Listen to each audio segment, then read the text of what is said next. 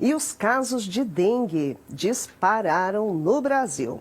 Acre, Minas Gerais, Goiás, Distrito Federal e a cidade do Rio de Janeiro decretaram situação de emergência em saúde pública.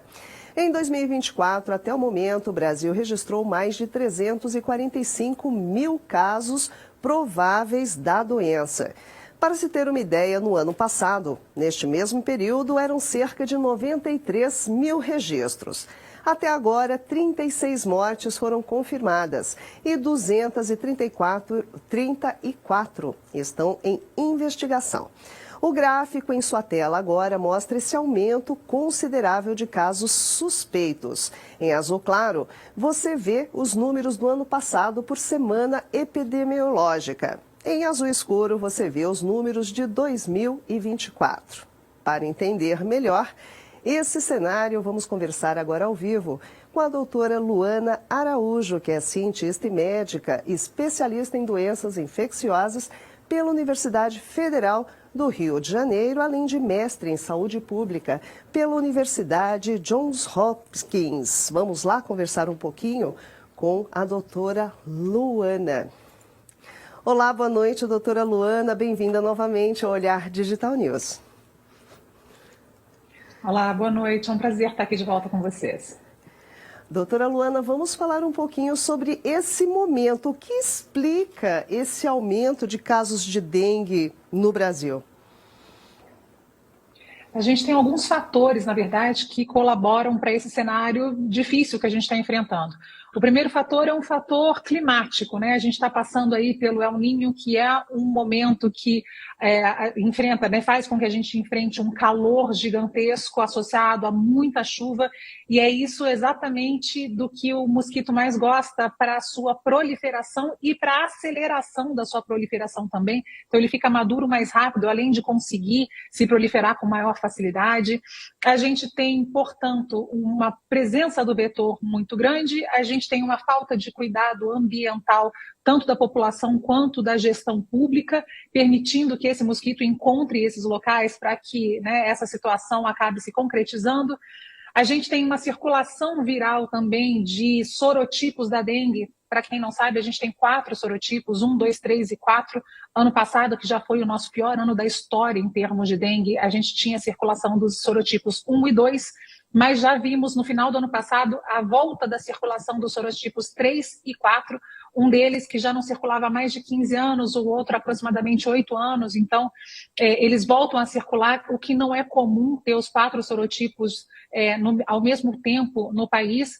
E por último, a gente acaba tendo uma população extremamente vulnerável, até porque muitos desses sorotipos, metade deles aí, como eu falei, não circulam há muito tempo. Então, é uma junção de fatores que acaba nos levando a um momento muito complicado. Repito, o ano passado foi o pior ano da história em termos de dengue, mas esse ano já promete ser ainda muito pior do que o ano passado e a gente já sabia disso, infelizmente já previa isso em 2023. Agora, doutora Luana, o Ministério da Saúde vai começar a distribuir, inclusive, a vacina, não é? Começa aí a vacinação contra a dengue. Eu tenho 2 perguntas. Primeiro, por que a prioridade serão crianças, jovens, de 10 a 14 anos?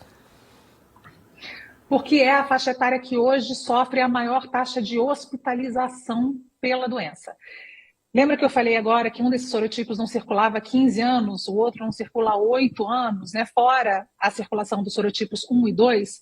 Isso significa que essa população aí abaixo de 15 anos, ela é a mais vulnerável porque nunca teve contato com a dengue, não tem com esses sorotipos, né, de circulação mais espaçada e acaba tendo um comportamento, né, um impacto maior nos números que a gente tem visto. A gente sabe que, é claro, os idosos e as pessoas com comorbidades graves, assim como para toda e qualquer outra doença infecciosa, acabam também sendo um grupo mais vulnerável. Mas a própria OMS indica que se priorize crianças entre 6 e 16 anos exatamente por conta dessa maior vulnerabilidade e porque a gente tem uma restrição ainda maior do número de doses, acabou se priorizando o grupo entre 10 e 14 anos. Daí essa decisão do Ministério da Saúde, que não é uma decisão fácil de se tomar. Agora, e qual é a importância, não é, dessa vacinação da dengue como uma forma de prevenção? E qual é o esquema vacinal dessa vacina que vai começar a ser distribuída agora no sistema público? O esquema dessa vacina é de 2 doses com um intervalo de 3 meses entre elas. A primeira dose, ela já confere uma alta proteção contra os sorotipos 1 e 2, mas para que essa proteção se mantenha por tempo indefinido, né, prolongado, porque são só essas 2 doses que são preconizadas até esse momento, né, não há um reforço, não há nada além disso, é preciso que seja feita a segunda dose. Então, veja que essa vacina vai ser feita para uma população pequena, né, restrita tanto em termos de idade quanto em termos geográficos. Essa proteção também vai ser menor do que a gente gostaria para o próprio ano, porque eu preciso aí desses 3 meses para que essa proteção se solidifique, né, e se estabeleça melhor nessa própria população. Então, ela não tem exatamente um efeito de curto prazo, né? A ideia é que essa vacina consiga ter uma cobertura maior em algum momento e que isso, então, se reflita nos números da epidemia, né, que a gente sofre praticamente todos os anos com relação à dengue. O problema maior aí é que a gente não dispõe, né, dessa ferramenta de uma maneira muito ostensiva. Então, é muito importante que a gente não abandone as outras medidas de proteção, né? Como é uma doença multifatorial, a gente abriu aqui a nossa conversa falando sobre isso, o enfrentamento também é uma questão multifatorial. Então, precisa continuar olhando a questão ambiental, higienizando, né, a casa, os seus terrenos, impedindo a proliferação do mosquito, utilizando todas as ferramentas possíveis, além da vacina para esse grupo prioritário. Agora, voltando ainda à vacina, a ministra da Saúde, a Nízia Andrade, ela afirmou hoje que, apesar de ser muito importante a vacina contra a dengue, não é uma resposta direta, não é, ao atual cenário da doença. O que isso significa da sua avaliação? É exatamente isso? Pouca vacina, amplitude das pessoas que podem estar ali vulneráveis à doença. Qual é a sua avaliação sobre esse depoimento? É exatamente isso, né? Não é uma vacina que a gente espera que tenha impacto agora, né? Nem nos surtos como um todo e relativamente um pouco melhor para a população que vai ser atendida, mas ainda assim de uma forma muito contida, muito tímida. Tem que acrescentar que essa vacina ela tem um excelente nível de proteção contra os sorotipos 1 e 2, que são aqueles que circularam o ano passado.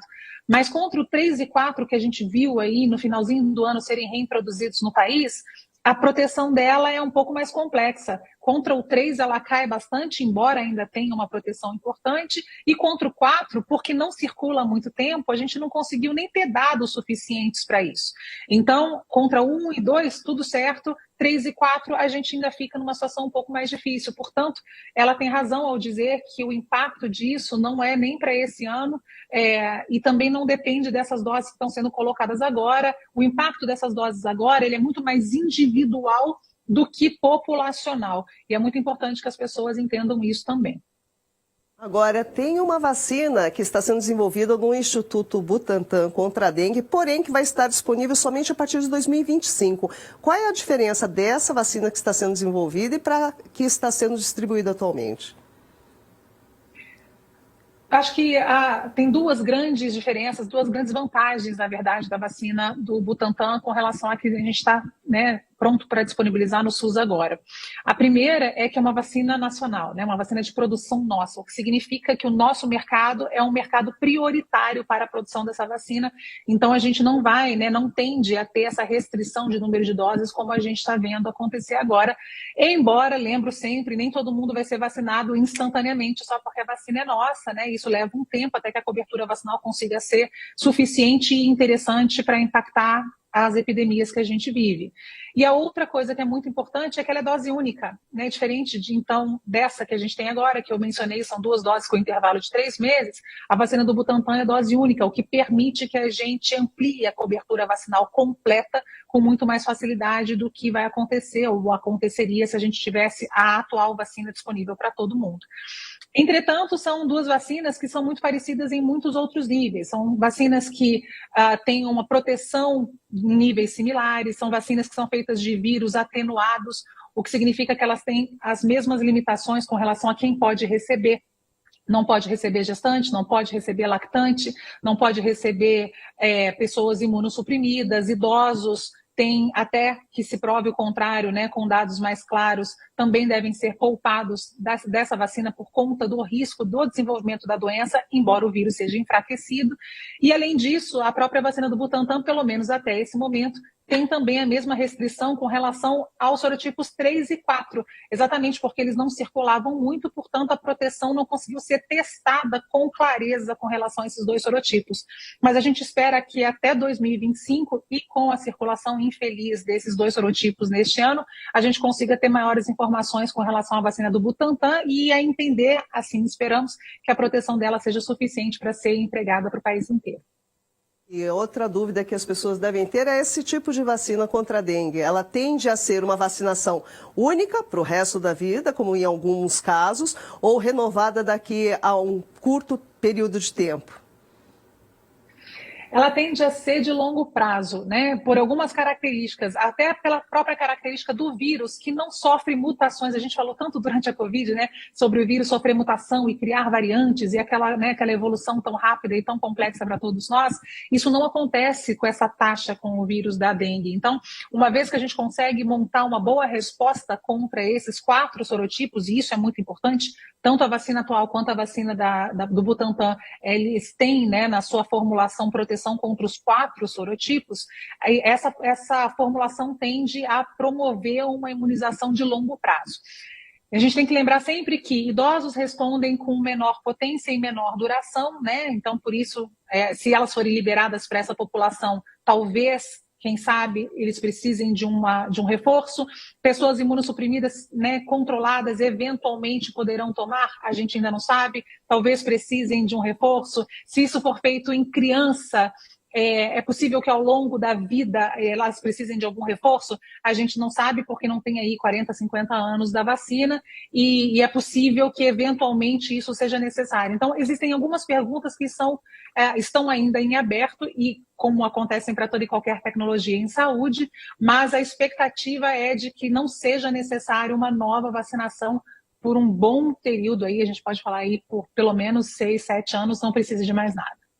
Agora, doutora Luana, para encerrar, enquanto nós não temos aí essa questão das vacinas e tudo, o que fazer para se prevenir, até para evitar que essa epidemia aumente cada vez mais? O que as pessoas podem fazer?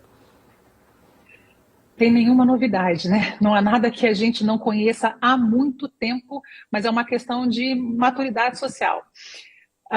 Tem que lembrar que o mosquito da dengue, que não transmite só dengue, né, transmite zika e chikungunya, por exemplo, ele é um mosquito que voa curto e voa baixo.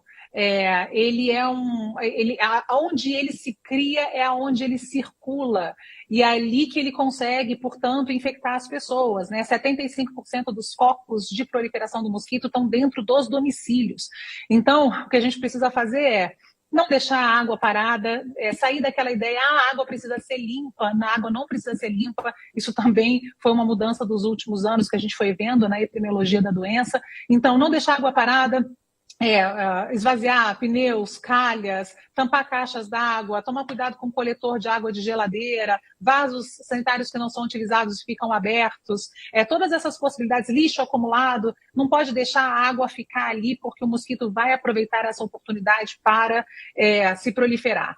Precisa usar repelente, né? Precisa, se for possível, usar telas também, principalmente em volta daquelas pessoas que não podem usar repelente com frequência, como gestantes e crianças muito pequenas, e precisa ter essa consciência de que, ao se proteger, você acaba protegendo também a sua vizinhança mais próxima, né? Eu falei, o mosquito voa curto, né? Ele não vence grandes distâncias, então na hora que a gente consegue fazer isso, a gente protege não só a si próprio e as nossas famílias, mas também as pessoas que nos cercam.